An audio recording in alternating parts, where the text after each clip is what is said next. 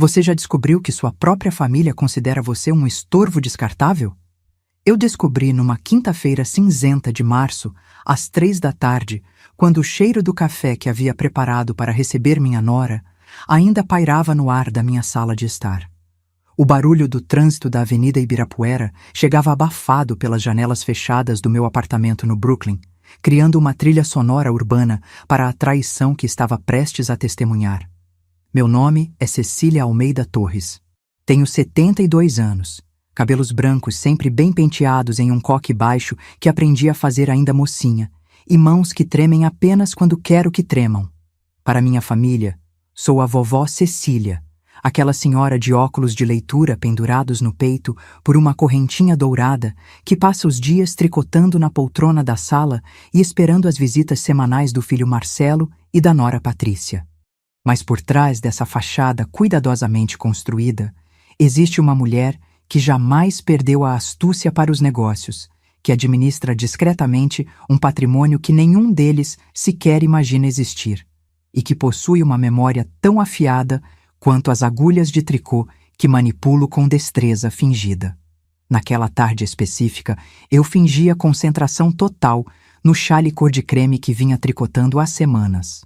Um projeto deliberadamente longo para justificar minhas horas silenciosas na poltrona. Patrícia havia chegado pontualmente às 2h30, como sempre, trazendo seu perfume caro demais para o orçamento que eu sabia que ela tinha, e aquele sorriso estudado que nunca chegava aos olhos castanhos calculistas. "Oi, sogra! Como passou a semana?" A voz dela soava com aquela doçura artificial que eu havia aprendido a reconhecer como o prelúdio de alguma manipulação. Ela usava um conjunto social azul marinho que custara pelo menos R$2.000, dinheiro que, segundo minhas observações discretas, ela não possuía há meses. "Bem, querida, bem, só um pouco cansada. Ontem esqueci onde tinha guardado meus óculos de novo." Minha resposta foi cuidadosamente elaborada, cada palavra escolhida para reforçar a imagem de fragilidade crescente que vinha cultivando há meses. A verdade era que eu jamais esquecia onde guardava coisa alguma, mas pequenas confusões estratégicas serviam para baixar a guarda de quem me subestimava. Vi seus olhos brilharem com aquela satisfação sinistra que ela tentava disfarçar. Patrícia se acomodou no sofá de tecido bege, cruzando as pernas com elegância e ajustando a saia do conjunto que provavelmente seria penhorado dali a alguns meses, junto com o resto de suas pretensões. "Sogra, a senhora anda se esquecendo de muita coisa mesmo. Ontem o Marcelo comentou que a senhora não lembrava de ter conversado comigo na semana passada sobre os remédios. Mais uma mentira. Eu me lembrava perfeitamente de cada palavra daquela conversa, inclusive do momento em que ela insinuou que eu estava ficando confusa e talvez precisasse de ajuda para organizar as coisas. O que ela não sabia era que, durante toda essa conversa, meu celular antigo, um modelo simples que ela acreditava ser apenas um enfeite nostálgico, estava gravando cada sílaba pronunciada. "Ah, sim, os remédios." Deixei uma pausa calculada, removendo os óculos e limpando-os lentamente. Como faria uma pessoa genuinamente confusa, tentando recuperar uma memória fugaz? "Conversamos sobre os remédios?" "Conversamos, sogra. A senhora até me deu a chave do apartamento para eu verificar sua pressão durante a semana. Lembra?" Outra mentira. Jamais dera qualquer chave a ela, mas percebi que Patrícia estava testando os limites da minha suposta confusão mental, plantando memórias falsas para usar posteriormente como evidência de minha incapacidade. "Ah, claro. Desculpe, querida. Ando mesmo muito esquecida." Voltei a tricotar, deixando que o clique-claque das agulhas preenchesse o silêncio enquanto ela se preparava para o próximo movimento em seu jogo sórdido. Foi nesse momento que Marcelo chegou, usando a chave que eu realmente havia dado a ele anos atrás, quando ainda acreditava na lealdade familiar. Meu filho entrou com aquela expressão cansada que se tornara permanente em seu rosto rechonchudo, os ombros ligeiramente curvados sob o peso de uma vida que nunca conseguiu controlar completamente. "Oi, mãe. Como está?" Ele me beijou no topo da cabeça, um gesto carinhoso que ainda carregava algum afeto genuíno, tornando a traição que estava por vir ainda mais dolorosa. Marcelo sempre fora um homem fraco, facilmente influenciado, mas jamais imaginei que sua covardia o levaria a conspirar contra a própria mãe. Estou bem, filho. Só um pouco confusa. Sua esposa estava me explicando sobre uns remédios. Isso mesmo, amor. Patrícia interrompeu, dirigindo-se ao marido com aquela voz de comando disfarçada de carinho que ela usava para manipulá-lo. Estava conversando com sua mãe sobre como ela anda esquecida. Ontem ela não lembrava nem do nosso telefonema. Marcelo assentiu gravemente, como se estivesse analisando sintomas de uma doença terminal. Mãe, a senhora tem andado mais distraída mesmo. Semana passada esqueceu o fogão ligado. Eu esqueci o fogão ligado? Minha voz saiu com a dose exata de preocupação confusa que a situação exigia. A verdade era que jamais, em 72 anos de vida, havia esquecido um fogão ligado. Mas se eles queriam construir uma narrativa de declínio mental, eu lhes daria material para trabalhar. Esqueceu, sim, e também deixou a torneira da cozinha pingando a noite toda. Encontramos poça d'água no chão, Patrícia acrescentou, sua mentira fluindo com a naturalidade de quem praticara o roteiro muitas vezes. Observei meu filho aceitar essas informações falsas sem questionar, sem sequer me perguntar se eu me lembrava diferentemente. A facilidade com que ele engolia as mentiras da esposa me revelou o quão profunda era sua cumplicidade na conspiração que se desenrolava diante dos meus olhos. Talvez seja a hora de pensarmos em algum tipo de supervisão, Marcelo sugeriu, evitando meu olhar. Nada dramático, apenas alguém para ajudar com as coisas do dia a dia. Supervisão. Repeti a palavra lentamente, como se estivesse processando seu significado. Na verdade, estava saboreando a ironia amarga de ser tratada como incapaz por pessoas que mal conseguiam manter suas próprias vidas em ordem. Que tipo de supervisão? Patrícia e Marcelo trocaram um olhar rápido, um daqueles momentos de comunicação silenciosa entre conspiradores que eles acreditavam passar despercebidos. Mas eu estava observando, sempre observando, catalogando cada gesto, cada expressão, cada hesitação que revelava a verdadeira natureza de suas intenções. Bem, sogra, existem pessoas especializadas em cuidar de pessoas da terceira idade que precisam de um pouquinho mais de atenção, Patrícia explicou, sua voz adocicada como mel envenenado. E também existem maneiras de organizar melhor as finanças, para que a senhora não precise se preocupar com essas coisas complicadas. Aí estava, a primeira menção direta ao verdadeiro objetivo deles: meu dinheiro. Aparentemente, eles haviam decidido que era hora de acelerar o cronograma de sua pequena operação de usurpação. Finanças? Deixei transparecer uma preocupação genuína, embora por motivos completamente diferentes dos que eles imaginavam. Mas eu consigo cuidar das minhas contas. Mãe, quando foi a última vez que a senhora conferiu seus extratos bancários ou organizou seus documentos importantes? Marcelo perguntou, assumindo o tom condescendente que reservava para conversas sobre assuntos que considerava acima da minha compreensão. A pergunta era irônica, além da conta. Na verdade, eu conferia meus extratos semanalmente, não apenas da conta corrente que eles conheciam, mas também das diversas aplicações, trusts e contas offshore que constituíam a maior parte de meu patrimônio real. Documentos importantes estavam meticulosamente organizados em um cofre bancário que nenhum deles sequer sabia existir. Não sei, semana passada, mês passado. Fingi incerteza, observando como eles interpretavam minha hesitação como mais uma evidência de declínio cognitivo. Viu só? Patrícia se virou para o marido com uma expressão de preocupação teatral. Está ficando perigoso deixar sua mãe gerenciar tudo sozinha. E se ela esquecer de pagar alguma conta importante?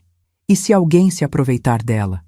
A hipocrisia da última frase quase me fez rir em voz alta. Patrícia estava expressando preocupação sobre alguém se aproveitar de mim enquanto orquestrava exatamente isso. A audácia era impressionante, de uma forma perversa.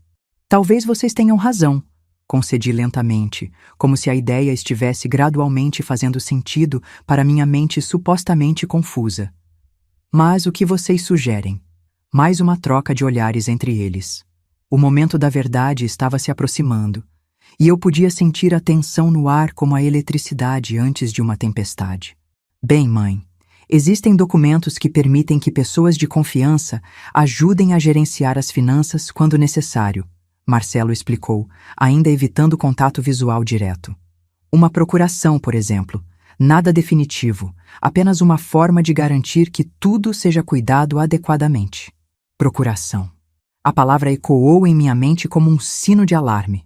Eles queriam que eu assinasse um documento lhes dando controle sobre meus bens e estavam usando minha suposta incapacidade mental como justificativa. Uma procuração, murmurei, fingindo ponderar a ideia. Isso significa que vocês cuidariam do meu dinheiro? Não exatamente do seu dinheiro, sogra. Patrícia se apressou a esclarecer, sua mentira fluindo suavemente. Apenas nos certificaríamos de que suas contas fossem pagas, que seus investimentos fossem protegidos, que ninguém se aproveitasse da senhora. A senhora continuaria sendo a dona de tudo, claro. Claro. Como se eu fosse tola o suficiente para acreditar que eles me dariam controle sobre qualquer coisa depois de conseguirem uma procuração geral. A ingenuidade que eles atribuíam à minha idade era tão ofensiva quanto suas intenções fraudulentas. E se eu não quiser? A pergunta saiu mais direta do que havia planejado, uma pequena quebra em minha fachada de confusão que imediatamente chamou a atenção de ambos. Mãe, por que não quereria? Marcelo perguntou, sua voz carregando uma nota de alarme. Estamos apenas tentando ajudar. É que eu sempre cuidei das minhas próprias coisas. Desde que seu pai morreu, sempre fui independente. Deixei um tremor sutil colorir minha voz, como se a perspectiva de perder a autonomia me assustasse genuinamente, o que, de certa forma, era verdade. Sogra, a senhora é independente, Patrícia assegurou, sua paciência claramente se esgotando diante de minha resistência inesperada.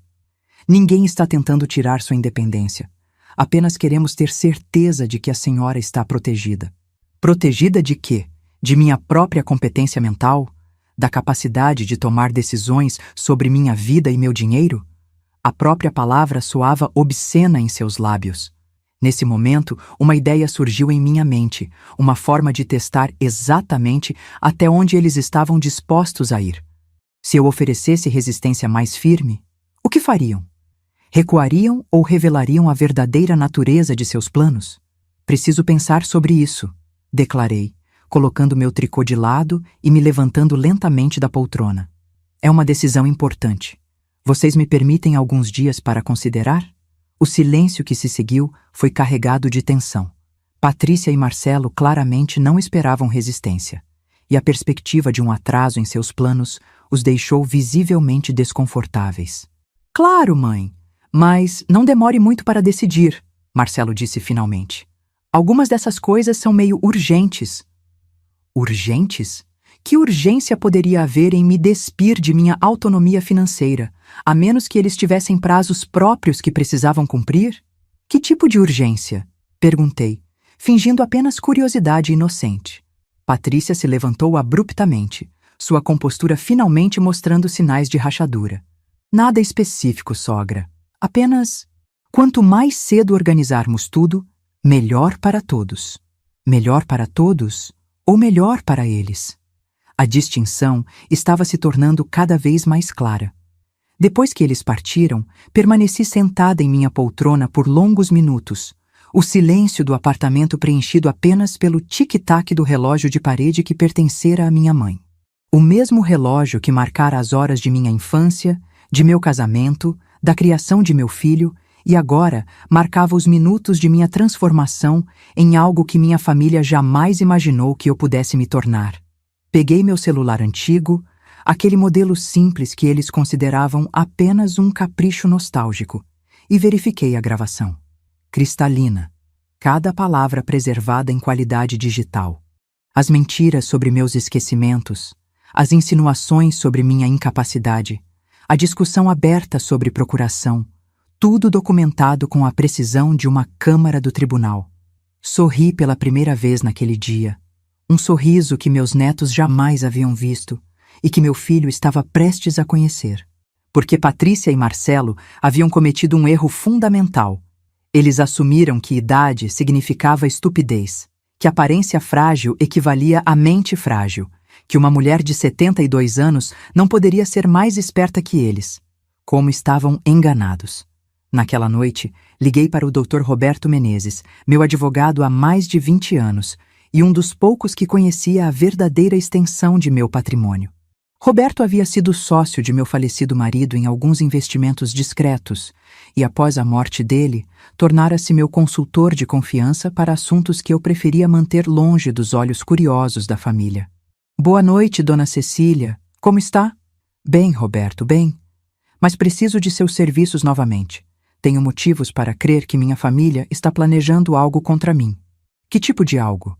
O tipo que envolve procurações fraudulentas e declarações de incapacidade mental. O silêncio do outro lado da linha me disse tudo o que precisava saber. Roberto havia visto esse tipo de situação antes. Sabia exatamente como famílias gananciosas operavam quando idosos inconvenientes se tornavam obstáculos para heranças antecipadas. Entendo. O que precisa que eu faça? Por enquanto, apenas se prepare. Tenho a sensação de que vou precisar de seus serviços muito em breve.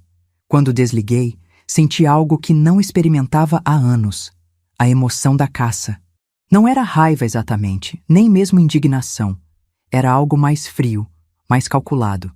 Era a satisfação de finalmente ter um propósito digno de minhas habilidades há tanto tempo adormecidas. Patrícia e Marcelo queriam jogar um jogo comigo, um jogo onde eles assumiam que conheciam as regras e eu não, como estavam enganados. Eu havia inventado esse jogo décadas antes de eles sequer sonharem em jogá-lo. E agora, finalmente, era minha vez de mostrar como se joga para vencer. A partir daquela quinta-feira fatídica, minha vida adquiriu uma dimensão que jamais havia experimentado, a de uma detetive em minha própria casa, investigando minha própria família. Era uma sensação estranha e perturbadora descobrir que possuía uma aptidão natural para a espionagem doméstica, como se décadas de observação silenciosa finalmente tivessem encontrado seu propósito verdadeiro. Nos dias seguintes, implementei mudanças sutis em minha rotina, todas cuidadosamente calculadas para parecer sintomas de declínio mental progressivo. Comecei a esquecer onde havia guardado objetos importantes, mas sempre os colocava em lugares onde Patrícia ou Marcelo os encontrariam facilmente, reforçando sua narrativa sobre minha confusão crescente. Deixei contas organizadas de forma ligeiramente bagunçada sobre a mesa da cozinha, não o suficiente para causar problemas reais, mas o bastante para sugerir dificuldades de organização. O mais importante, porém, foi o aperfeiçoamento de meu sistema de gravação. Descobri que meu celular antigo, aquele Nokia resistente que usava há anos, tinha uma capacidade de gravação muito superior ao que eu inicialmente imaginara. Com a ajuda discreta de minha neta Sofia, que aos 16 anos possuía uma intuição tecnológica que eu fingia não compreender, aprendi a usar várias funções avançadas do aparelho. Vovó, por que a senhora quer saber como usar essa função de gravação? Sofia perguntou numa tarde de sábado, enquanto mexia nas configurações do meu telefone.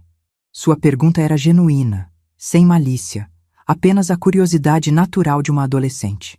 Ah, querida, ando tão esquecida que pensei em gravar lembretes para mim mesma, respondi, mantendo o tom de velhinha confusa que havia aperfeiçoado.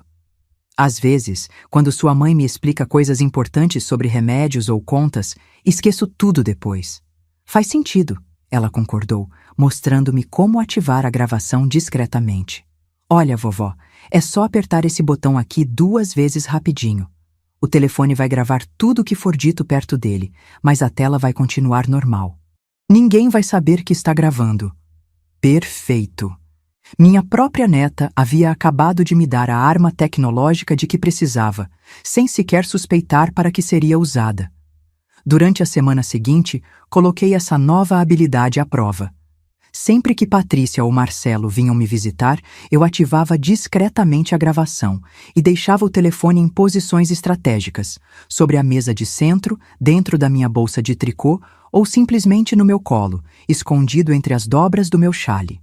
A qualidade do áudio era surpreendentemente boa, captando não apenas palavras, mas também tons de voz, suspiros frustrados e aqueles momentos de silêncio reveladores que muitas vezes diziam mais que as próprias palavras. O que descobri nessas gravações foi mais sórdido do que eu havia imaginado. Na terça-feira, Patrícia chegou sozinha, carregando uma pasta que alegou conter informações sobre cuidadores especializados. Durante nossa conversa, ela mencionou casualmente que havia pesquisado sobre procedimentos legais para situações delicadas envolvendo idosos. Situações delicadas? Perguntei, fingindo curiosidade inocente, enquanto meus dedos ativavam disfarçadamente a gravação.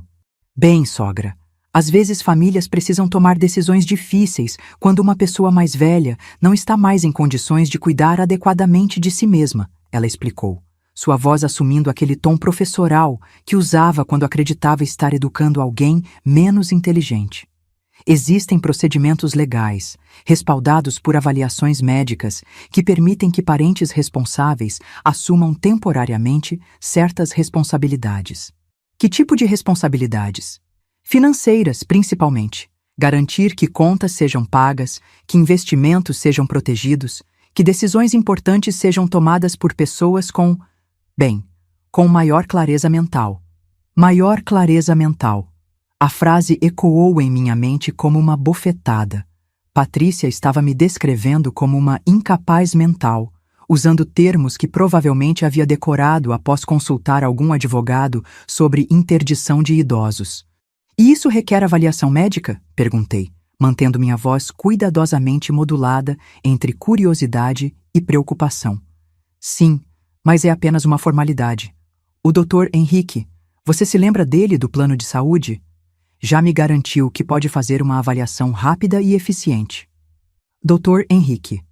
Eu conhecia esse médico há anos, um profissional competente, mas notoriamente influenciável quando se tratava de pacientes particulares de famílias abastadas. O fato de Patrícia já ter conversado com ele sobre minha avaliação revelava que seus planos estavam mais avançados do que eu imaginara. Quando seria essa avaliação? A pergunta saiu mais alerta do que pretendi, mas Patrícia estava tão concentrada em seu roteiro que não notou a mudança em meu tom. Semana que vem, se possível. O Dr. Henrique disse que quanto mais cedo começarmos a documentar sua condição atual, melhor para todos os envolvidos. Documentar minha condição. Eles não estavam apenas planejando me declarar incompetente. Estavam construindo um dossiê médico para respaldar essa declaração. A sofisticação de sua conspiração era simultaneamente impressionante e aterrorizante. Na quinta-feira, foi Marcelo quem apareceu, visivelmente nervoso e carregando uma expressão de culpa que ele tentava mascarar com falso otimismo. Mãe, trouxe uns papéis para a senhora dar uma olhada, ele disse, colocando uma pasta sobre a mesa de centro.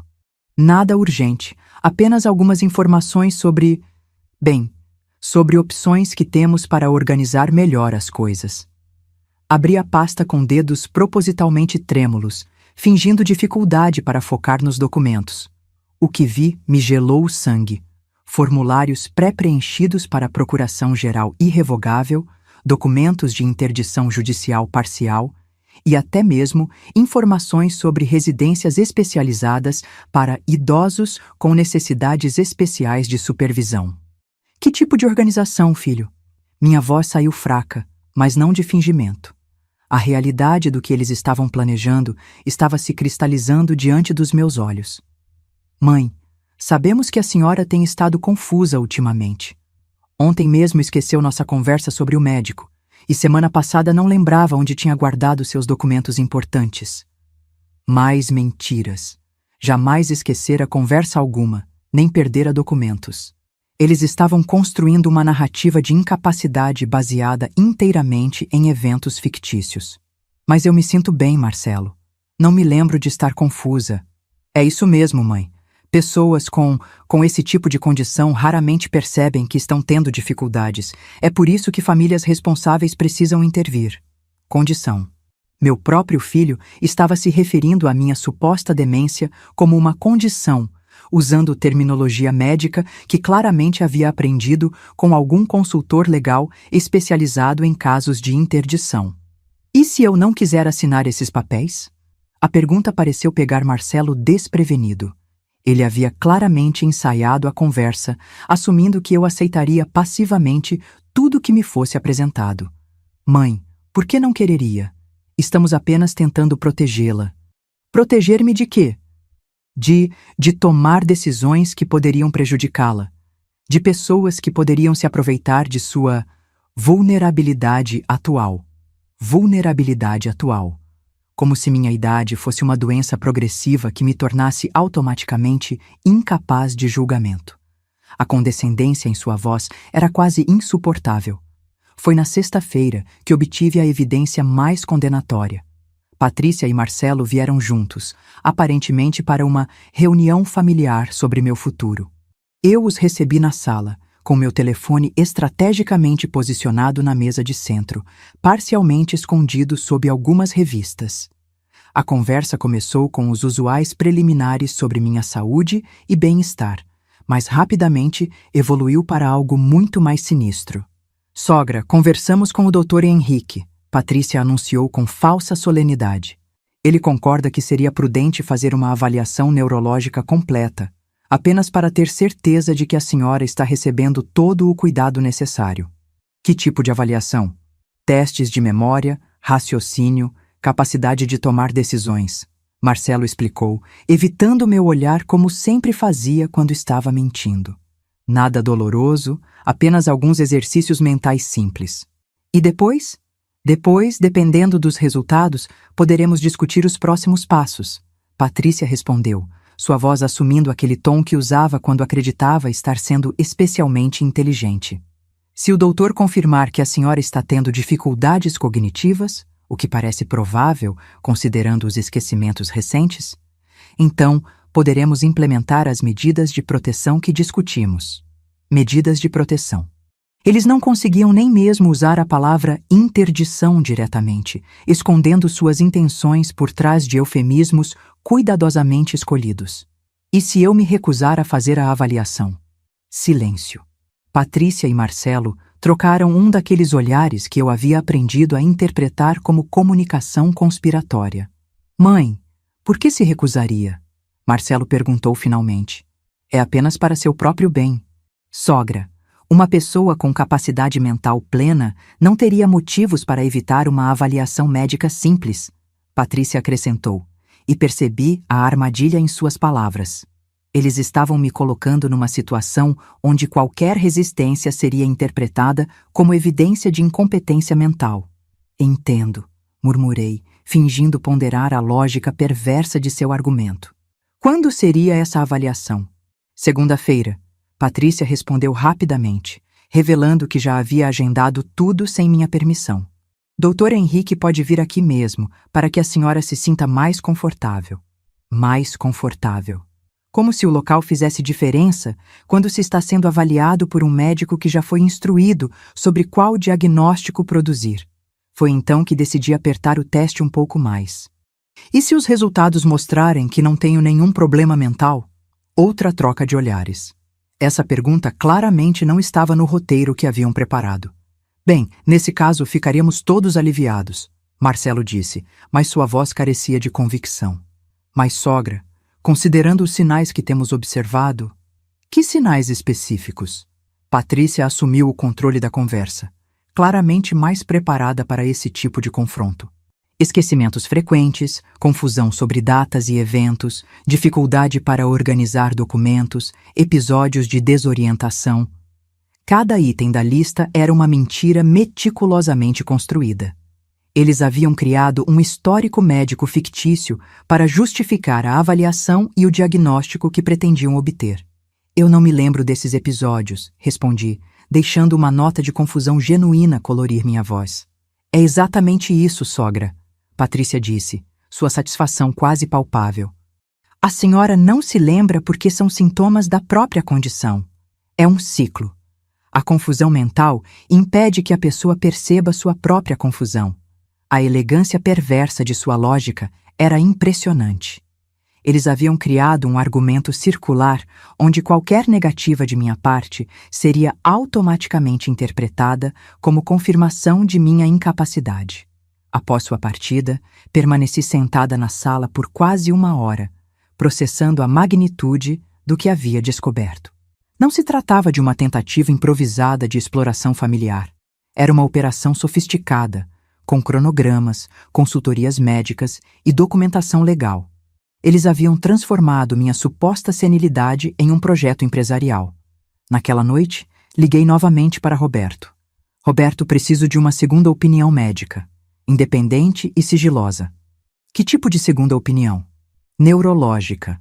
Preciso de uma avaliação completa de minhas faculdades mentais, conduzida por alguém que nunca ouviu falar de minha família. Posso arranjar isso. Dr. Fernando Castelo, neurologista do Hospital Albert Einstein. Extremamente respeitado, eticamente irrepreensível. Quando precisa? Antes de segunda-feira. Roberto fez uma pausa. Isso é urgente. Posso perguntar por quê? Porque na segunda-feira vou ser avaliada por um médico que já foi instruído sobre qual diagnóstico produzir. Preciso de munição para me defender.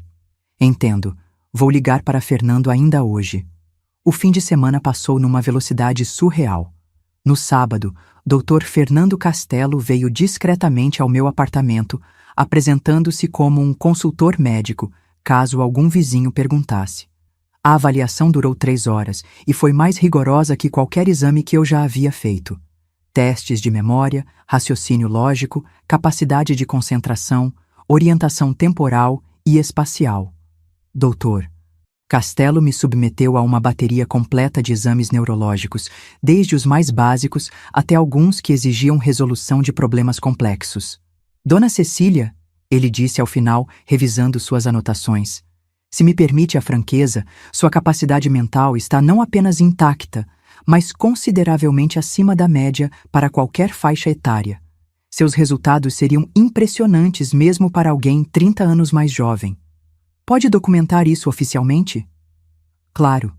E posso também incluir observações sobre sua lucidez, capacidade de julgamento e autonomia para tomar decisões. Porque sinto que vai precisar disso. Sorri. O primeiro sorriso genuíno que havia esboçado em dias. Porque segunda-feira vai ser um dia muito interessante. No domingo, implementei a fase final de meus preparativos. Organizei todas as gravações que havia coletado, transferindo-as para um dispositivo de armazenamento que Roberto havia me fornecido. Compilei cópias de todos os documentos que Marcelo e Patrícia haviam me mostrado, fotografando cada página com uma qualidade que permitiria análise legal posterior. Mais importante, preparei um pequeno teatro para segunda-feira. Se eles queriam uma senhora confusa e manipulável, eu lhes daria exatamente isso, até o momento em que fosse hora de revelar quem eu realmente era. Na manhã de segunda-feira, acordei com uma sensação que não experimentava há décadas. A emoção da batalha iminente. Vesti minha roupa mais conservadora, um conjunto cinza que me fazia parecer especialmente frágil, e arrumei o cabelo em um coque ainda mais apertado que o usual. Cada detalhe de minha aparência foi calculado para reforçar a imagem de vulnerabilidade senil. Às 10 horas, Dr. Henrique chegou acompanhado de Patrícia e Marcelo. Era um homem na casa dos 50, com aquela confiança excessiva que alguns médicos desenvolvem quando lidam principalmente com pacientes de famílias ricas.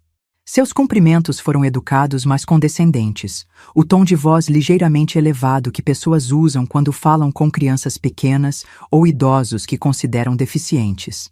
Dona Cecília, que prazer conhecê-la pessoalmente, ele disse, apertando minha mão com aquela firmeza estudada que deveria transmitir competência profissional. Sua família me contou sobre algumas preocupações, e vim aqui hoje para conversarmos um pouco. Que tipo de preocupações, doutor? Modulei minha voz para soar ligeiramente confusa, mas não dramaticamente.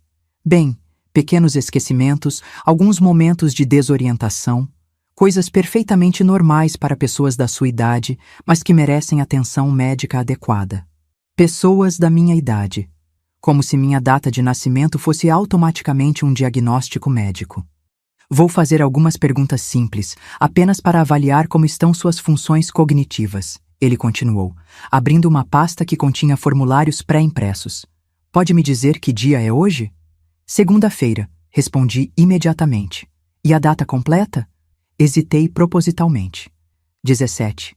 Não. 18 de março? Quase isso. 19 de março, ele corrigiu, fazendo uma anotação. A correção foi feita com aquela satisfação sutil que confirmava suas expectativas sobre minha confusão. As perguntas continuaram por 40 minutos. Algumas eu respondi corretamente, outras deliberadamente errei por pequenas margens. O padrão que criei sugeria deterioração cognitiva leve, mas progressiva. Exatamente o tipo de condição que justificaria supervisão familiar sem ser tão severa a ponto de despertar suspeitas sobre a legitimidade do diagnóstico. Dr. Henrique também fez perguntas sobre minha capacidade de gerenciar finanças, tomar decisões importantes e viver independentemente. Minhas respostas foram cuidadosamente calibradas para sugerir crescente dificuldade com tarefas complexas, sempre dentro dos parâmetros que Patrícia e Marcelo haviam estabelecido em suas narrativas mentirosas. Dona Cecília, quando foi a última vez que conferiu seus extratos bancários? Ele perguntou, sua caneta já posicionada para registrar uma resposta que confirmasse incapacidade financeira. Extratos bancários. Repeti lentamente, como se estivesse processando um conceito complexo. Meu filho sempre me ajuda com essas coisas. São muito complicadas para mim. E sobre decisões importantes, como cuidados médicos ou mudanças em sua situação de moradia? Confio na minha família para me orientar, respondi, cada palavra escolhida para reforçar a imagem de dependência que eles queriam documentar. Eles sabem o que é melhor para mim. Ao final da avaliação, doutor. Henrique conversou brevemente com Patrícia e Marcelo em minha presença, como se eu fosse um objeto sendo avaliado para compra. Os sinais são consistentes com declínio cognitivo leve a moderado, ele declarou, sua voz assumindo aquele tom professoral que médicos usam quando querem impressionar familiares. Nada dramático, mas suficiente para justificar supervisão familiar em questões financeiras e decisões importantes. Isso significa que ela precisa de curatela? Patrícia perguntou, finalmente usando o termo legal correto. Uma curatela parcial seria apropriada, sim, focada principalmente em questões financeiras e decisões médicas importantes. Posso preparar a documentação necessária. Documentação necessária. Eles nem tentavam disfarçar que o diagnóstico havia sido encomendado, não descoberto. Após a saída de Dr. Henrique, Patrícia e Marcelo permaneceram para discutir os próximos passos. A atmosfera havia mudado. Eles não precisavam mais fingir preocupação genuína com meu bem-estar. Agora, tinham respaldo médico para seus planos. Mãe, o doutor confirmou o que já suspeitávamos, Marcelo disse, sua voz carregando uma nota de alívio que revelava o quanto ele havia temido que o diagnóstico não saísse como planejado. Vamos precisar organizar algumas coisas para garantir que a senhora seja adequadamente cuidada. Que tipo de coisas? Procuração para questões financeiras, em primeiro lugar. Patrícia respondeu rapidamente.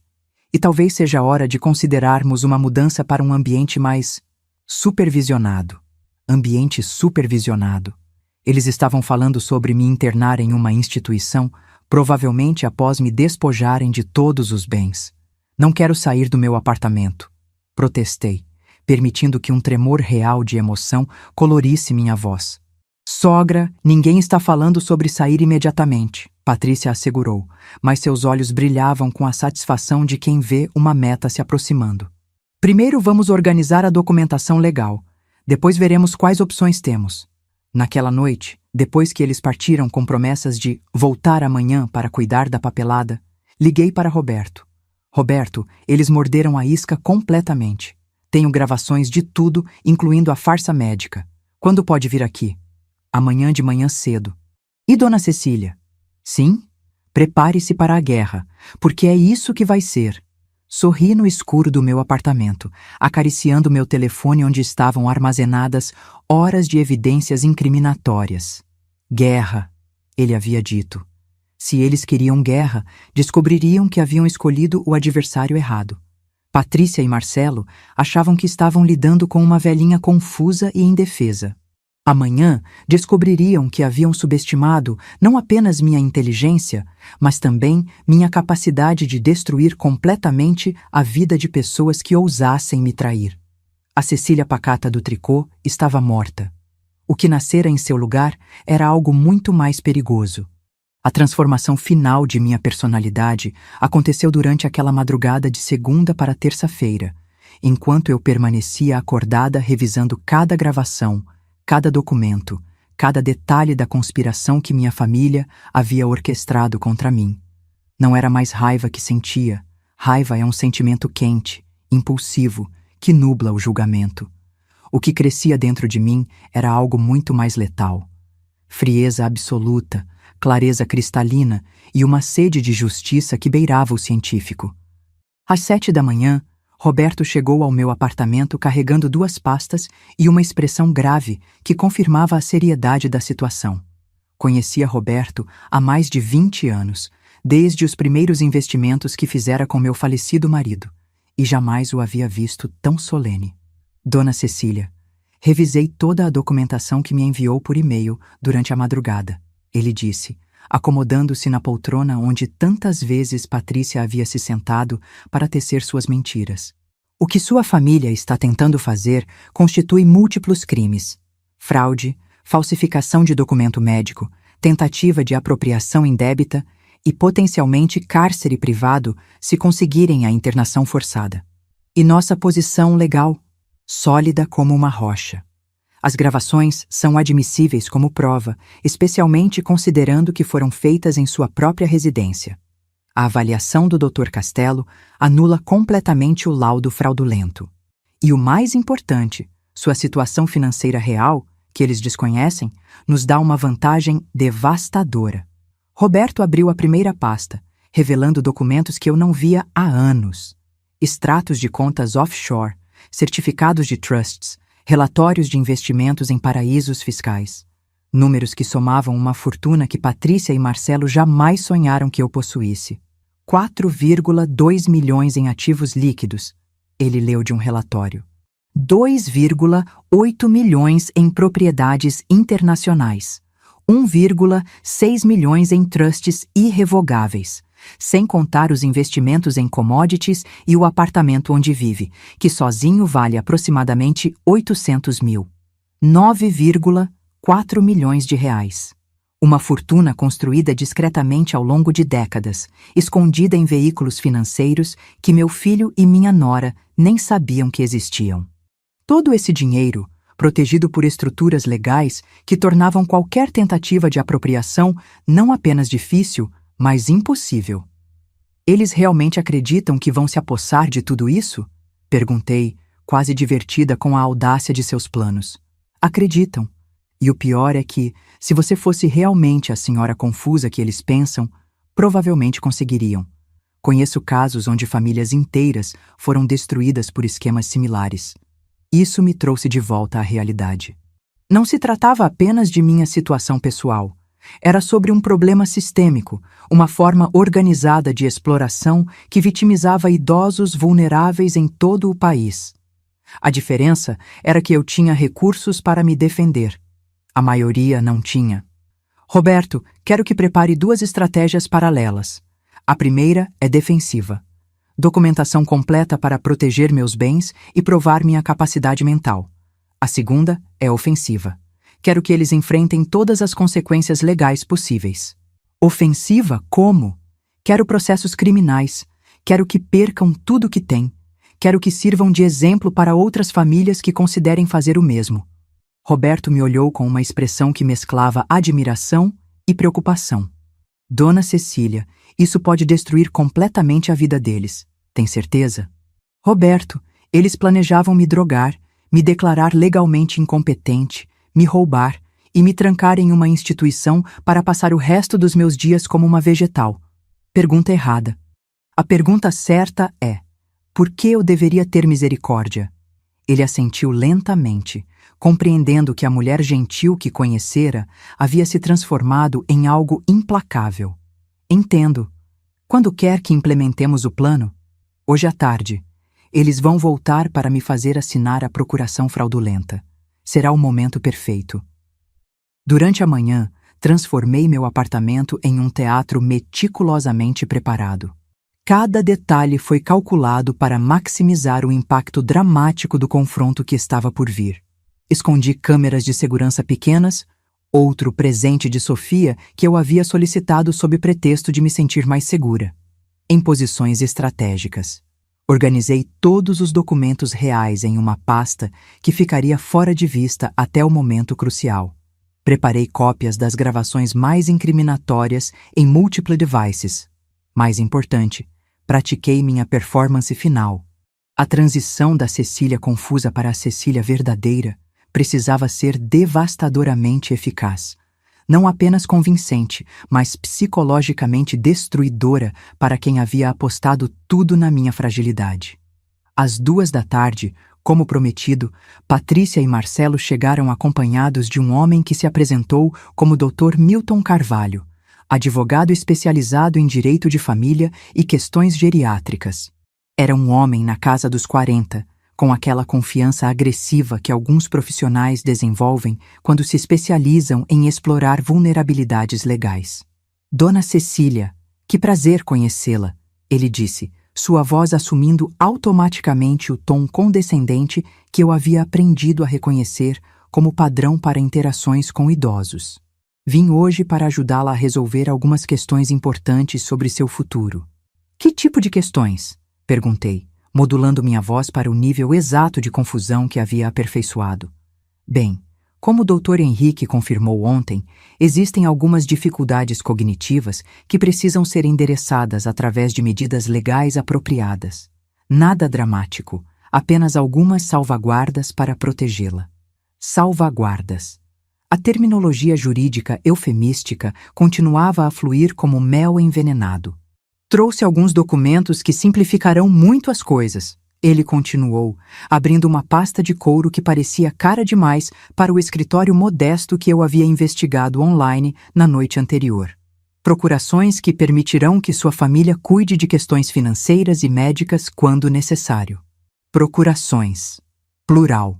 Eles não estavam se contentando com controle parcial. Queriam autoridade total sobre cada aspecto da minha vida. Doutor. Carvalho espalhou os documentos sobre a mesa de centro, cada página marcada com fitas adesivas amarelas, indicando onde eu deveria assinar.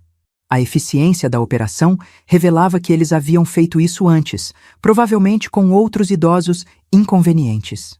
São muitos papéis, observei, fingindo estar sobrecarregada pela quantidade de documentação. São, mas cada um tem uma função específica, Patrícia explicou, assumindo aquele tom maternal que usava quando queria parecer protetora. Este aqui cuida das suas contas bancárias, este das decisões médicas. Este permite que Marcelo e eu vendamos propriedades se necessário para cobrir seus cuidados. Vender propriedades. Eles planejavam liquidar tudo o que eu possuía, começando provavelmente pelo apartamento onde vivíamos, todos essa farsa. E se eu mudar de ideia depois? A pergunta saiu mais alerta do que pretendia, mas Dr. Carvalho estava tão focado em sua apresentação que não notou. Dona Cecília, estas procurações são irrevogáveis, precisamente para protegê-la de momentos de confusão onde poderia tomar decisões prejudiciais, ele explicou, sua mentira fluindo com facilidade profissional. Uma vez assinadas, garantem que pessoas competentes estarão sempre cuidando de seus interesses. Irrevogáveis. Eles queriam que eu assinasse minha própria sentença de morte civil, eliminando qualquer possibilidade de recuperar o controle sobre minha vida. Preciso ler tudo antes de assinar, declarei, estendendo a mão para os documentos. Claro, mas são muito técnicos, Dr. Carvalho disse rapidamente, mantendo os papéis fora do meu alcance. Posso resumir os pontos principais, se preferir. Não, quero ler pessoalmente. Insisti com mais firmeza, testando até onde eles iriam para me impedir de examinar os documentos que pretendiam me obrigar a assinar. Patrícia interveio com aquela falsa paciência que reservava para momentos de contrariedade. Sogra, são 20 páginas de linguagem jurídica complicada. Vai ser muito cansativo para a senhora. Muito cansativo. Como se minha idade me tornasse automaticamente incapaz de ler e compreender documentos legais. Mesmo assim, quero tentar. Estendi a mão novamente, desta vez com uma determinação que claramente os incomodou. Dr. Carvalho me entregou relutantemente o primeiro documento, observando atentamente enquanto eu o folheava. O que li confirmou meus piores receios. Não se tratava de uma procuração limitada para emergências. mas de uma transferência completa de autoridade legal. Uma vez assinado, eu me tornaria legalmente uma incapaz, dependente da boa vontade de pessoas que haviam demonstrado não possuir nenhuma. Este documento diz que transfiro todos os direitos sobre minhas propriedades e investimentos. Observei, fingindo estar apenas confusa em vez de horrorizada. É uma linguagem padrão para garantir proteção abrangente, Dr. Carvalho explicou rapidamente. Não significa que sua família fará algo sem consultá-la primeiro. Mentira. O documento especificamente eliminava qualquer necessidade de meu consentimento para transações futuras. E este aqui sobre cuidados médicos? Permite que sua família tome decisões de saúde se os médicos determinarem que a senhora não está em condições de decidir por si mesma, Marcelo explicou, finalmente participando da conversa, com uma voz que tentava soar carinhosa, mas apenas conseguia ser condescendente. Decisões de saúde, incluindo potencialmente medicações forçadas, internações involuntárias e qualquer outro tratamento que eles considerassem necessário para manter-me controlada. Enquanto folheava os documentos, ativei discretamente a gravação no meu celular. Cada palavra que estava sendo dita estava sendo preservada para uso posterior em tribunais. Tem certeza de que isso é necessário? Perguntei, permitindo que uma nota de hesitação genuína colorisse minha voz. Mãe, ontem mesmo a senhora estava confusa sobre que dia era, Marcelo disse, usando minha performance cuidadosamente calibrada contra mim. E semana passada esqueceu completamente nossa conversa sobre os remédios. A senhora tem estado cada vez mais desorientada, Patrícia acrescentou. Semana passada não lembrava nem do nome do Dr. Henrique, mesmo ele sendo seu médico há anos. Outra mentira. Dr. Henrique jamais havia sido meu médico. Era a primeira vez que o via na vida. Talvez vocês tenham razão, concedi lentamente, como se estivesse finalmente aceitando a inevitabilidade de minha própria incapacidade.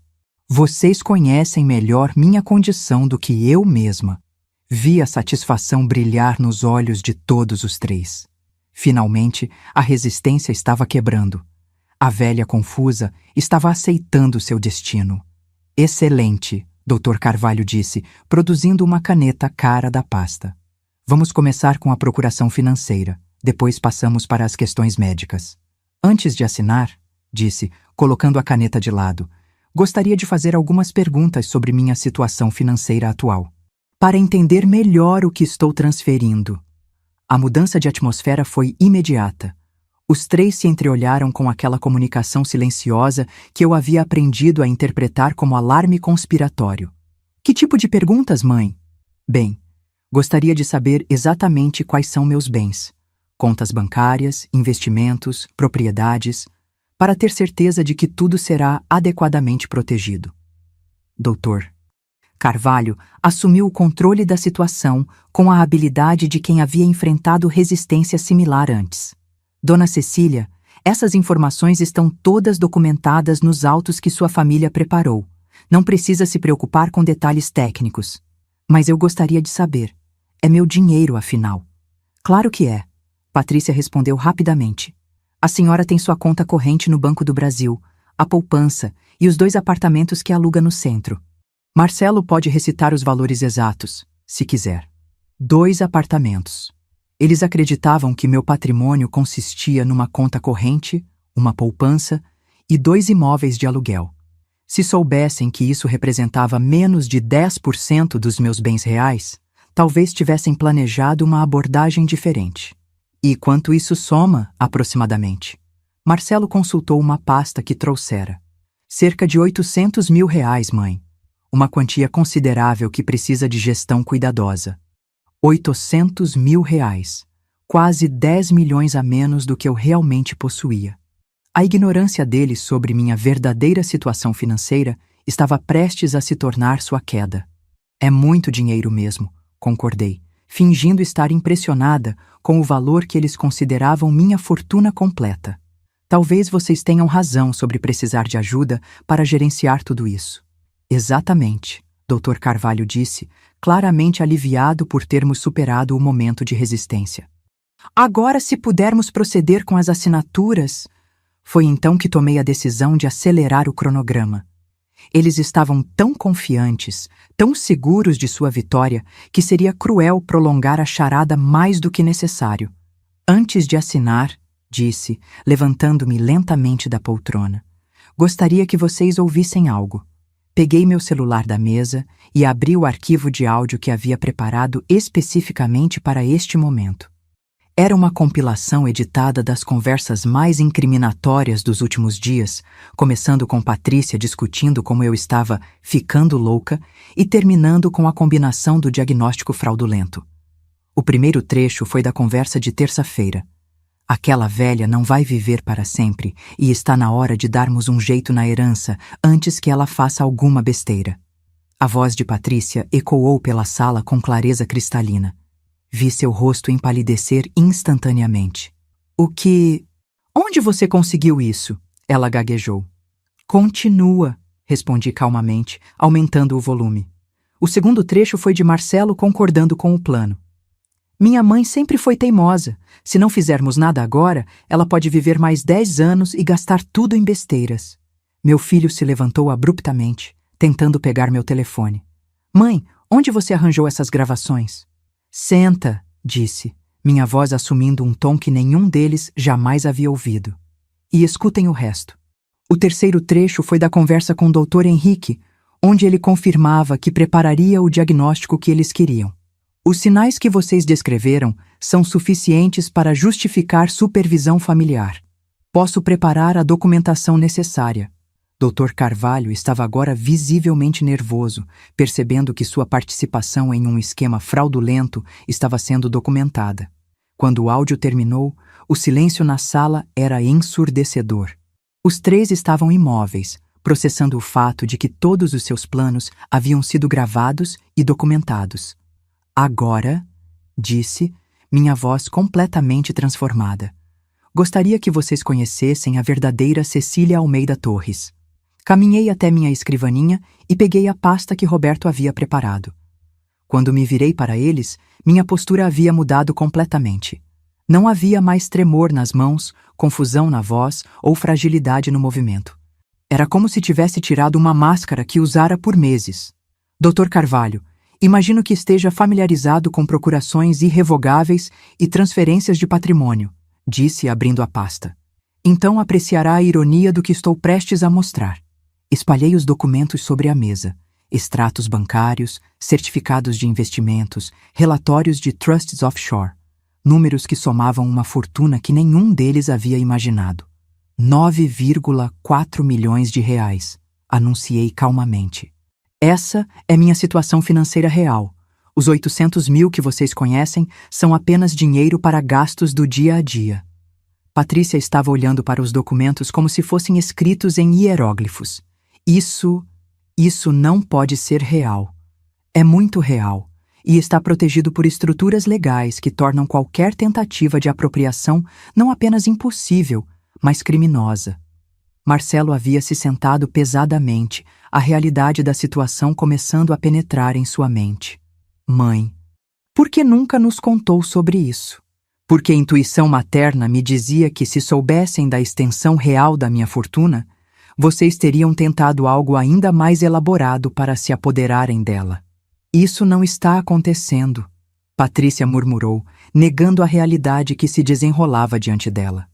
Você está mentindo. Esses documentos são falsos.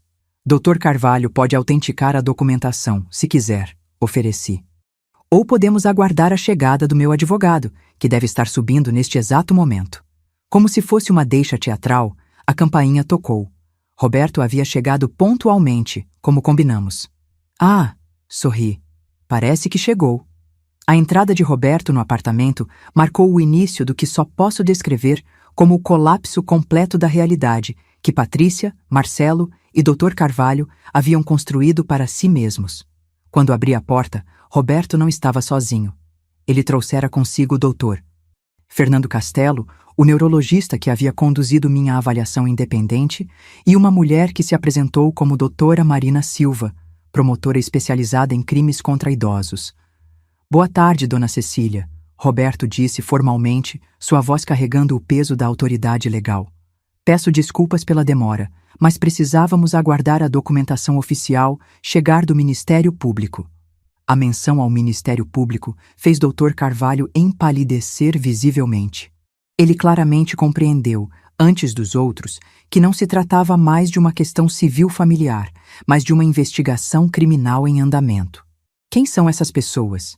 Patrícia perguntou, sua voz saindo mais aguda do que o normal, traindo o pânico que começava a tomar conta dela.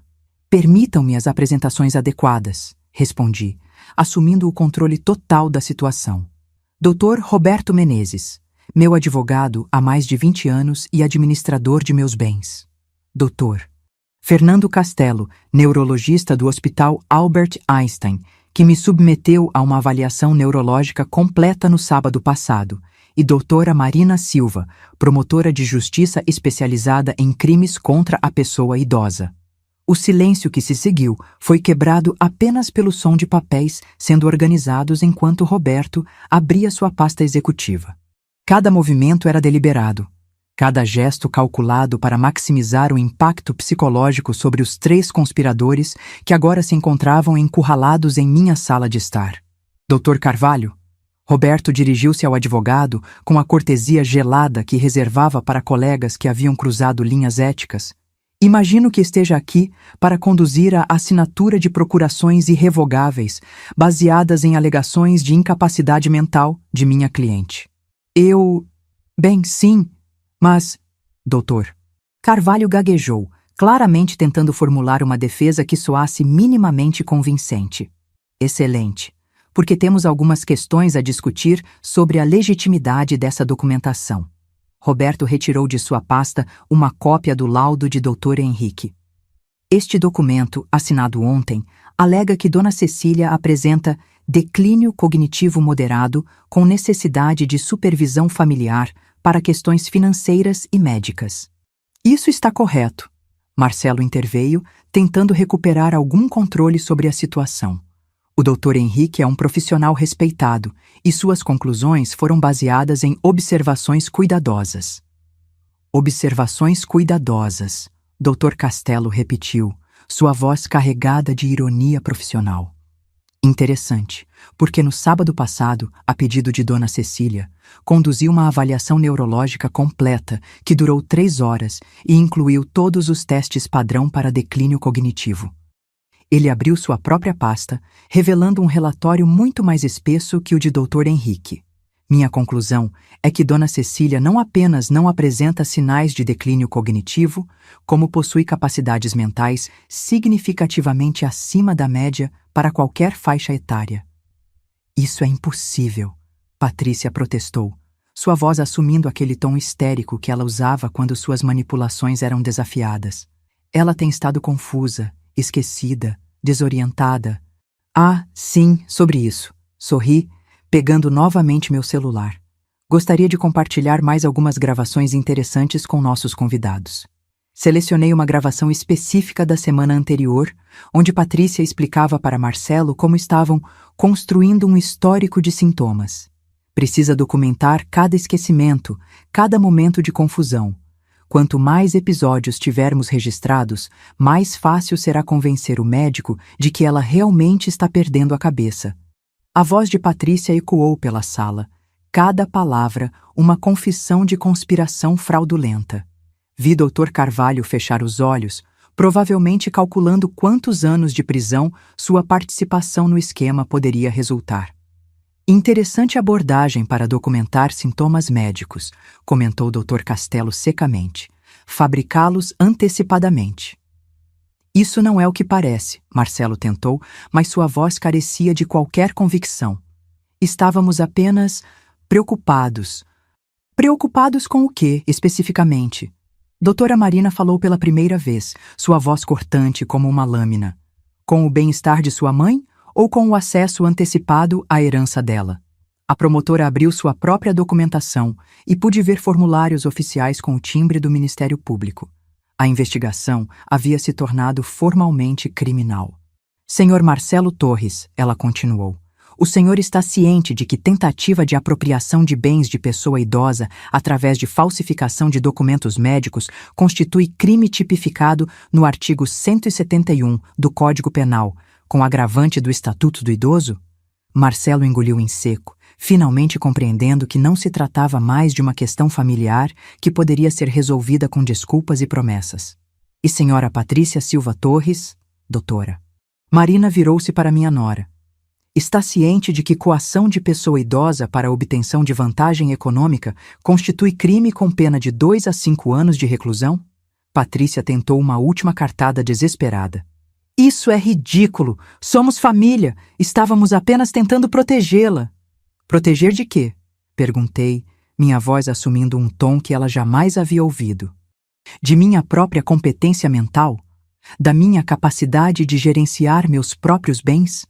Levantei-me e caminhei até a janela, observando o movimento da rua lá embaixo.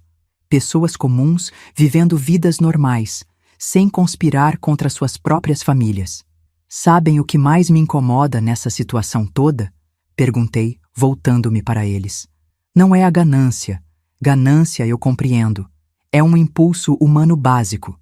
Não é nem mesmo a frieza calculista do plano. Frieza também é compreensível quando se trata de grandes quantias de dinheiro. Fiz uma pausa, deixando o silêncio se estender. O que me incomoda é a completa falta de respeito pela minha humanidade. Vocês me trataram como um objeto a ser manipulado, não como uma pessoa com direitos, sentimentos e dignidade. Mãe, Marcelo começou, mas ergui a mão para interrompê-lo. Você tem 50 anos, Marcelo.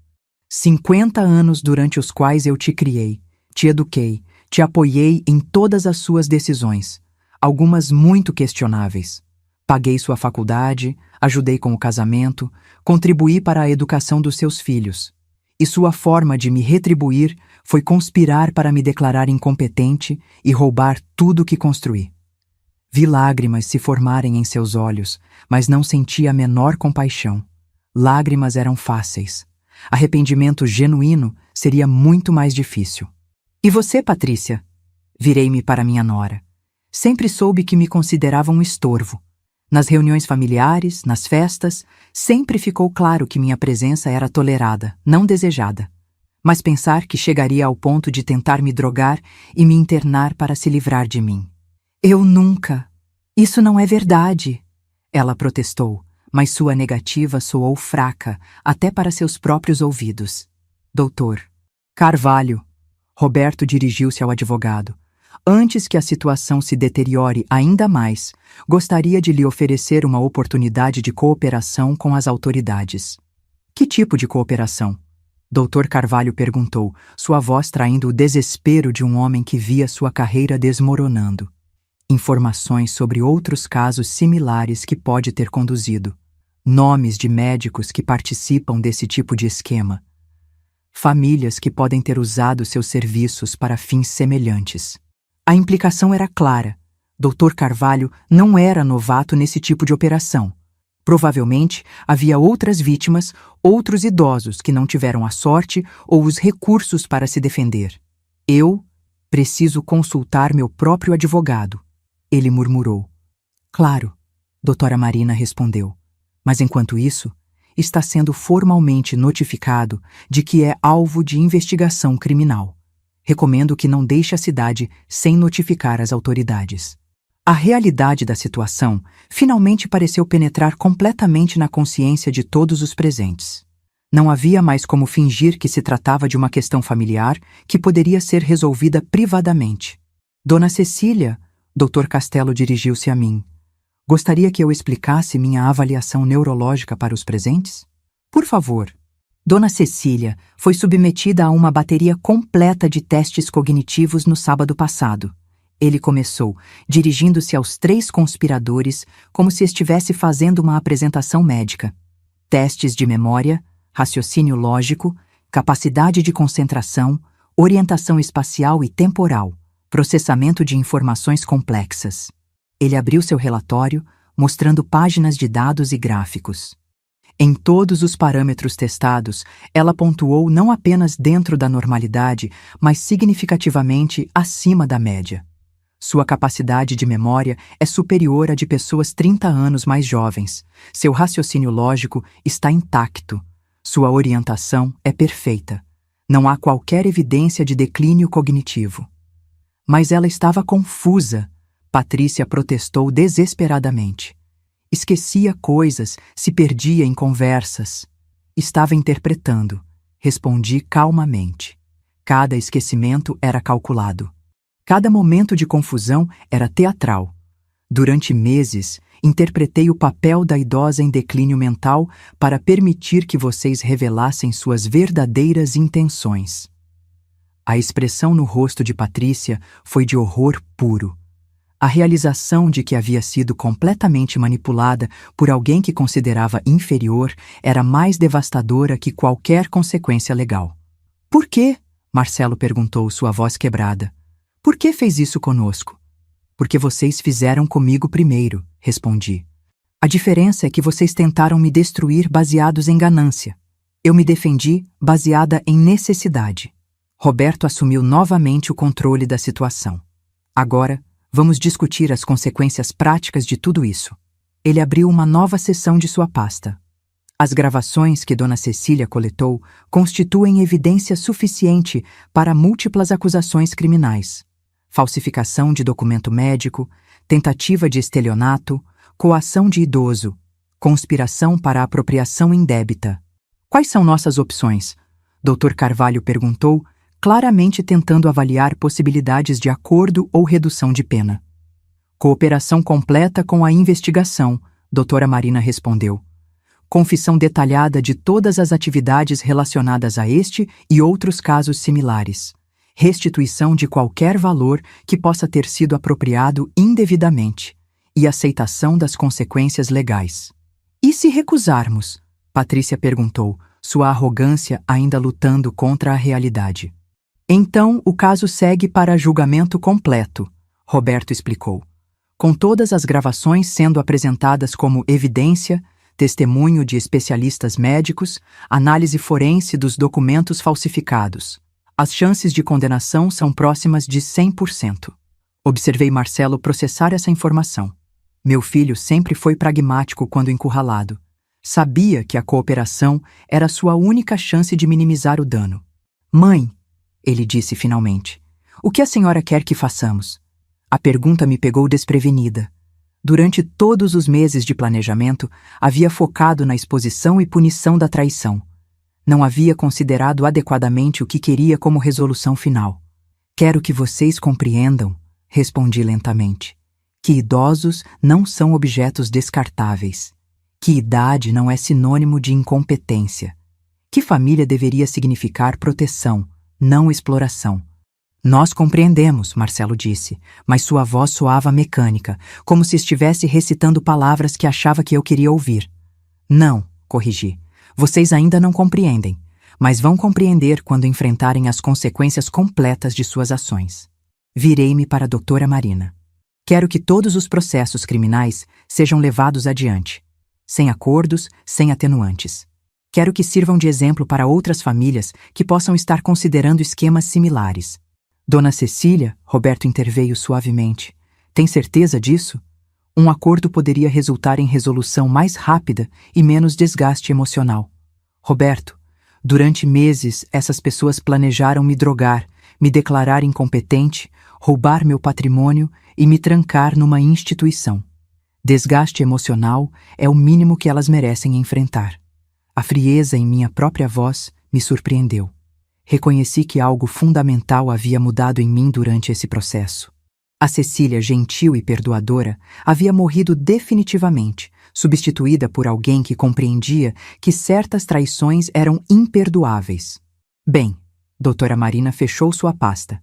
Nesse caso, todos os presentes estão formalmente notificados de que são alvos de investigação criminal ativa. Recomendo que contratem representação legal adequada. Patrícia fez uma última tentativa desesperada. Cecília, somos família. Não pode fazer isso conosco. Família? Repeti a palavra como se fosse um conceito estranho. Família não tenta destruir seus próprios membros. Família não mente, não manipula, não conspira. Vocês se desqualificaram como família no momento em que decidiram que minha idade me tornava um alvo aceitável. Levantei-me novamente, indicando que a reunião havia terminado. Roberto, por favor, acompanhe nossos ex-convidados à saída. Temos muito trabalho pela frente. Enquanto eles se preparavam para partir, Marcelo fez uma última tentativa de conexão. Mãe, eu realmente pensava que estava fazendo o melhor para a senhora. Olhei para meu filho, esse homem de 50 anos que havia conspirado para me destruir, e senti apenas uma tristeza profunda pela pessoa que ele havia escolhido se tornar. Marcelo, se você realmente acreditava nisso, então o que fizemos aqui hoje foi ainda mais necessário do que eu imaginava.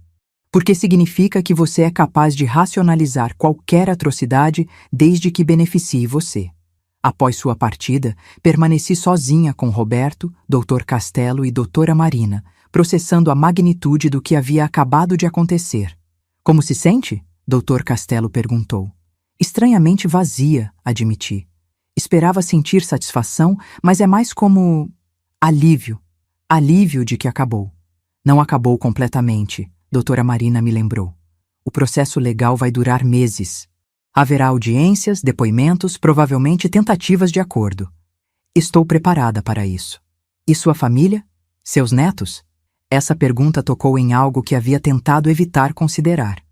Meus 2 netos, filhos de Marcelo e Patrícia, eram inocentes em toda essa situação, mas inevitavelmente seriam afetados pelas consequências das ações de seus pais. Vou providenciar fundos educacionais para eles, decidi.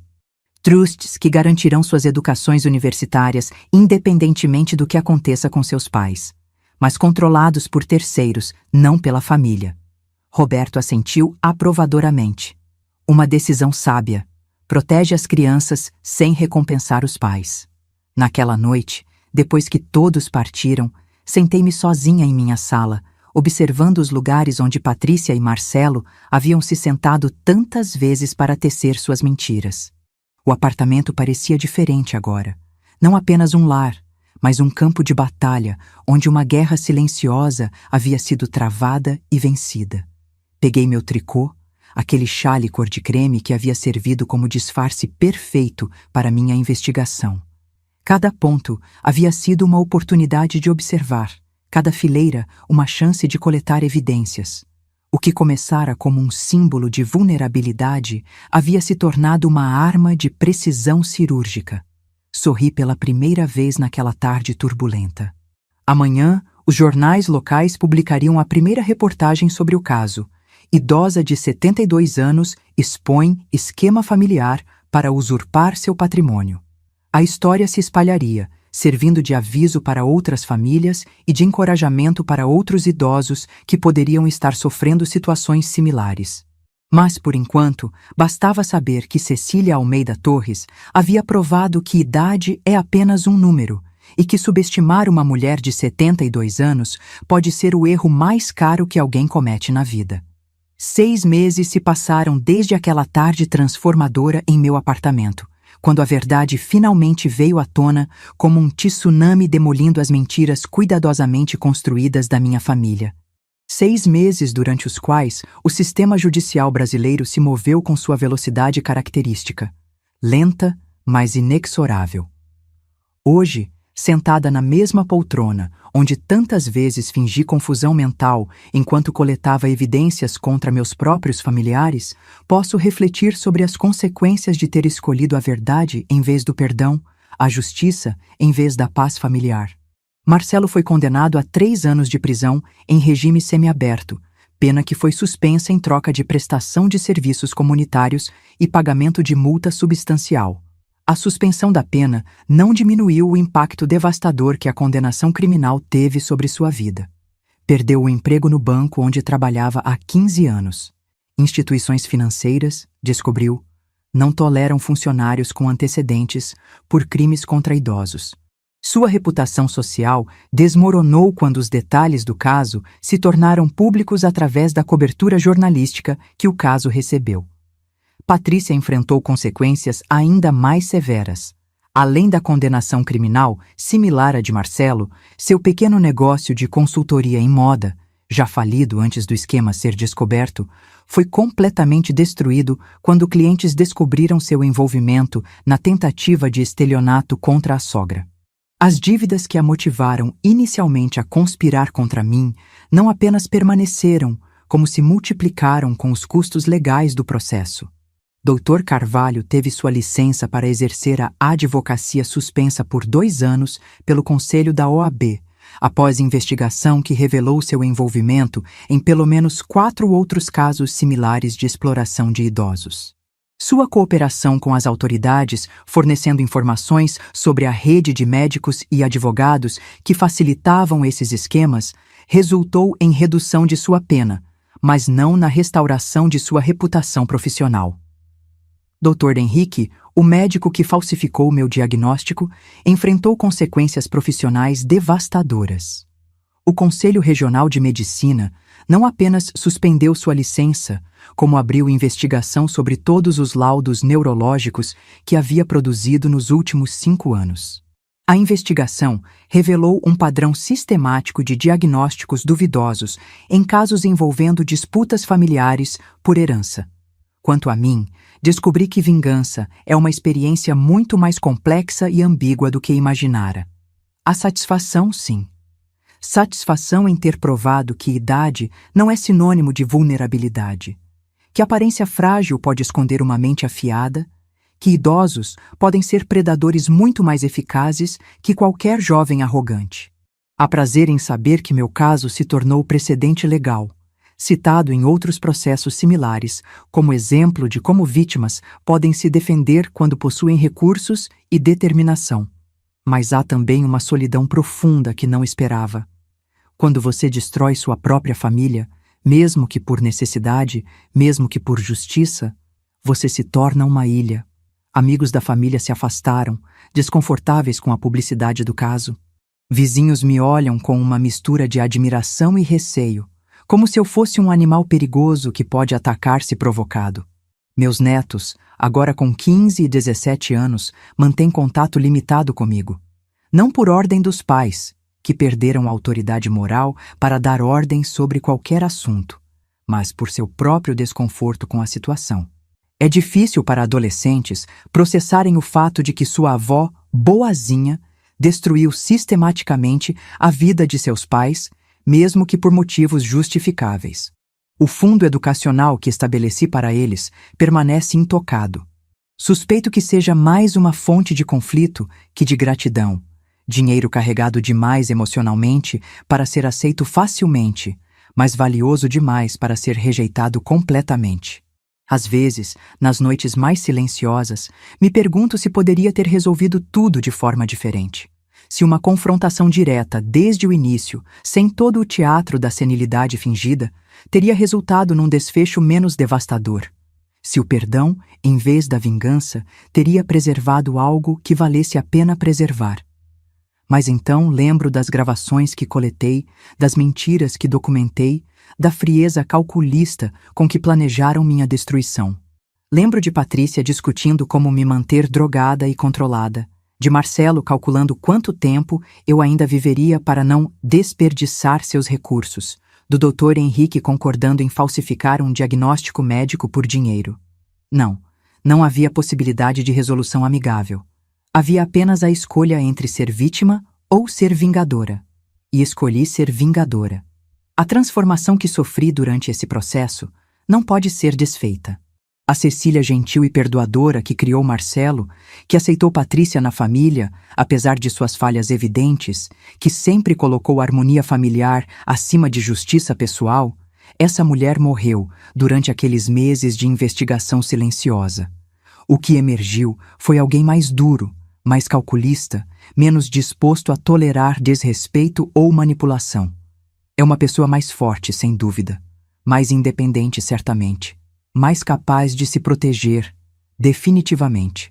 Mas também mais solitária, mais cínica, menos capaz de confiar na bondade básica das pessoas. A riqueza que protegi tão cuidadosamente agora parece quase irrelevante. 9,4 milhões de reais são uma quantia considerável, mas dinheiro não compra família genuína ou afeto sincero. Pode comprar segurança, pode comprar serviços, pode comprar respeito baseado em medo, mas não pode comprar amor incondicional ou lealdade verdadeira.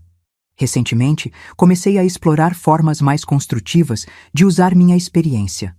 Doa regularmente para organizações que defendem direitos dos idosos. Financio campanhas educativas sobre sinais de alerta de abuso familiar. Contribuo para um fundo legal que oferece assistência jurídica gratuita para idosos em situações similares à que enfrentei. Há algum sentido de propósito nisso: transformar minha experiência traumática em algo que possa beneficiar outros. Mas é um propósito frio, intelectual, desprovido da paixão emocional que caracterizava minha vida anterior. Às vezes, recebo cartas de outros idosos que leram sobre meu caso na imprensa. Histórias de traições similares, pedidos de conselho, expressões de gratidão por ter mostrado que podemos lutar. Essas cartas são simultaneamente gratificantes e desoladoras. Gratificantes porque confirmam que minha decisão de tornar o caso público teve valor social. Desoladoras porque revelam a extensão do problema que enfrentamos como sociedade.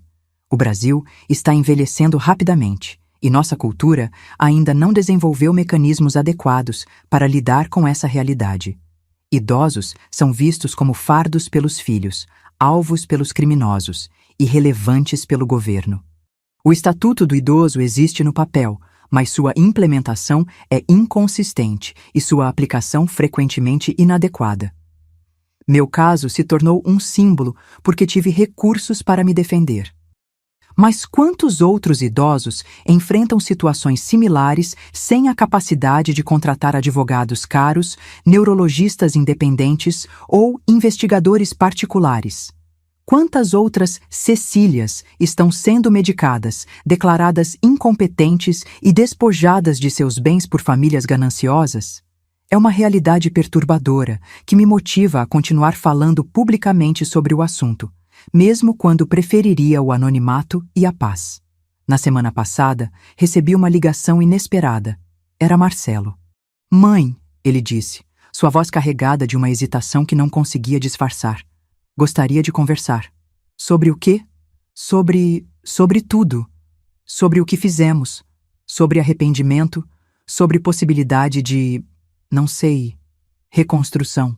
Fiquei em silêncio por um longo momento, processando a ironia da situação. Meu filho, que havia conspirado para me declarar incompetente, agora me pedia uma audiência como se eu fosse uma autoridade superior cujo perdão ele precisava obter. "Marcelo, por que agora? Por que depois de 6 meses? Porque finalmente entendo o que fizemos, as consequências, o impacto, a maldade real do que planejamos. E o que exatamente você entende? Que tentamos transformar nossa própria mãe numa não-pessoa. Que estávamos dispostos a destruir sua dignidade, sua autonomia, sua humanidade, apenas para ter acesso antecipado a dinheiro que nem sabíamos que existia." E sua voz quebrou ligeiramente na última frase, e reconheci alguma coisa genuinamente humana emergindo através do verniz de autocomiseração. "E agora que entende, o que quer?" "Uma chance de... não sei se perdão é a palavra certa. Talvez apenas uma chance de demonstrar que aprendi alguma coisa." Olhei pela janela da minha sala, observando o movimento normal da vida na rua. Pessoas comuns vivendo vidas normais, a maioria provavelmente incapaz de imaginar as complexidades morais que nossa família havia enfrentado. "Marcelo, o que fizeram comigo não pode ser desfeito. A confiança que foi quebrada não pode ser reparada. A pessoa que eu era antes de descobrir sua traição não pode ser ressuscitada." "Eu sei. Então, o que exatamente você está pedindo?" "Uma oportunidade de provar que não sou apenas o homem que conspirou contra a própria mãe. Uma chance de mostrar que posso ser melhor." Considerei sua proposta. Havia algo em sua voz que sugeria arrependimento genuíno, não apenas remorso pelas consequências, mas também havia 48 anos de história que complicavam qualquer possibilidade de reconciliação simples. "Uma reunião", decidi finalmente. "Uma conversa cara a cara, sem promessas, sem expectativas, apenas uma oportunidade para você dizer o que precisa dizer." "Quando?" "Semana que vem. Quinta-feira, às 3 da tarde. Aqui no apartamento. Obrigado, mãe. Depois que desliguei, fiquei me perguntando se estava cometendo um erro. Se estava sendo fraca ao abrir qualquer possibilidade de reconciliação. Se a vingadora implacável que havia emergido da traição familiar estava perdendo sua frieza essencial. Mas talvez seja isso que diferencia vingança de simples crueldade. A capacidade de reconhecer quando a lição foi aprendida, quando a punição cumpriu seu propósito educativo, quando a porta para a redenção pode ser entreaberta sem comprometer a justiça já alcançada. Ou talvez seja apenas uma mulher de 72 anos que, apesar de tudo, ainda ama o filho que tentou destruí-la. A reunião com Marcelo ainda está por acontecer. Não sei que expectativas ter, que boundaries estabelecer, que possibilidades explorar. Sei apenas que a história de nossa família ainda não terminou completamente, mesmo que jamais volte a ser o que era antes. Porque algumas feridas, mesmo curadas, deixam cicatrizes permanentes, e algumas lições, mesmo aprendidas, mudam irrevogavelmente quem somos. Eu sou Cecília Almeida Torres. Tenho 72 anos. Sou uma mulher que descobriu que família pode ser tanto santuário quanto campo de batalha, que idade pode ser tanto vulnerabilidade quanto poder oculto, que vingança pode ser tanto justiça quanto isolamento. E ainda estou aprendendo a viver com todas essas contradições.